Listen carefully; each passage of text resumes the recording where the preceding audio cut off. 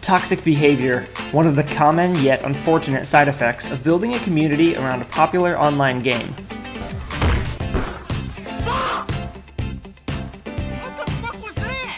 The latest developer update for Blizzard didn't focus on the release of a new hero, new skins, nor even a new map. Rather, Jeff Kaplan took this opportunity to publicly address the rising prevalence of toxicity in Overwatch matches, and, subsequently, what Blizzard plans to do about it. Although working towards a solution is certainly great, some might wonder why the game space is facing such struggles in the first place. As almost any online gamer will tell you, toxic behavior is not at all unique to the Overwatch community. Games that either pit players against one another or even demand cooperation among teammates have the potential to incite negative interactions. In other words, multiplayer games.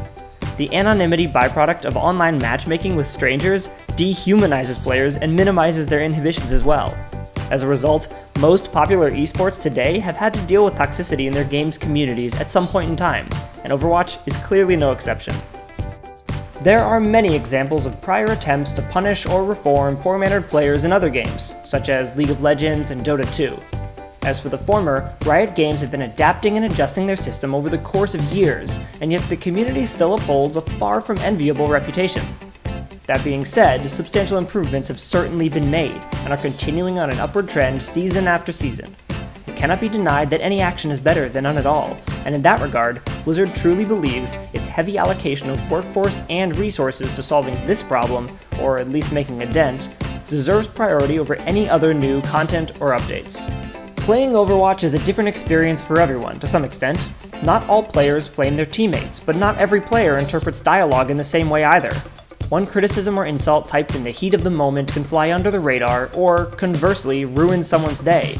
It is definitely difficult to argue that one minor slip-up should end an individual's Overwatch career via banned account, but something absolutely needs to be done about those players who do not acknowledge the reality of the human being behind each and every in-game hero. In this vein, Jeff Kaplan made some truly poignant remarks about the process of removing toxicity from the game space, pointing out that a lot of the responsibility is on the community. We're all here to have fun. We want Overwatch to be a really great place, and each of us can play a very important part in that. While some would argue it is entirely the community's responsibility, Kaplan's suggestion to type something positive in place of a negative comment, or simply saying nothing at the very least, can go a long way. If players in Overwatch, or any online community for that matter, want to see an improvement in the environment and even the development of the game itself, it begins with them. Lest anyone forget, games are made for having fun, and that extends to the communities who enjoy them.